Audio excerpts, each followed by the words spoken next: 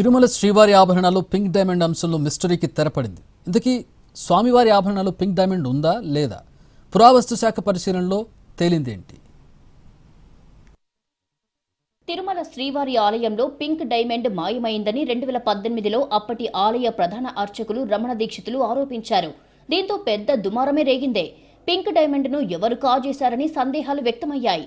అలాగే స్వామివారి ఆభరణాలకు భద్రత లేదని పలువురు భక్తులు ఆవేదనకు గురయ్యారు.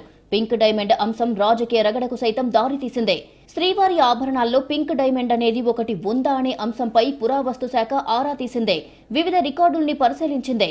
1945లో మైసూరు మహారాజు జయచామ రాజేంద్ర వడియార్ శ్రీవారిని దర్శించుకున్నారు.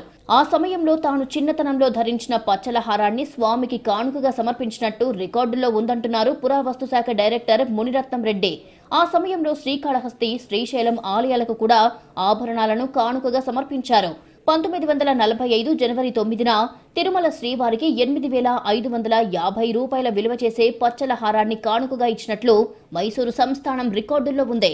అలాగే టీటీడీ తిరు ఆవరణం రిజిస్టర్లో కూడా అదే విషయం ఉంది. టీటీడీ రికార్డుల్లో ఎక్కడా పింక్ డైమండ్ ప్రస్తావన లేదని పురావస్తు శాఖ తేల్చి చెప్పింది.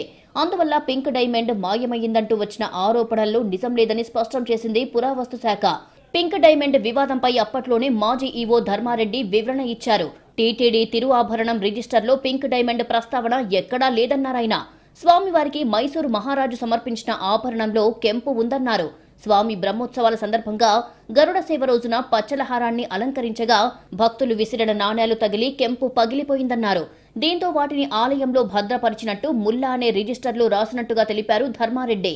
మొత్తానికి పింక్ డైమండ్ అనేది ఏదీ లేదని గత 7 సంవత్సరాలుగా టీటీడీ చెబుతున్నదే నిజమని నిర్ధారణ అయ్యింది.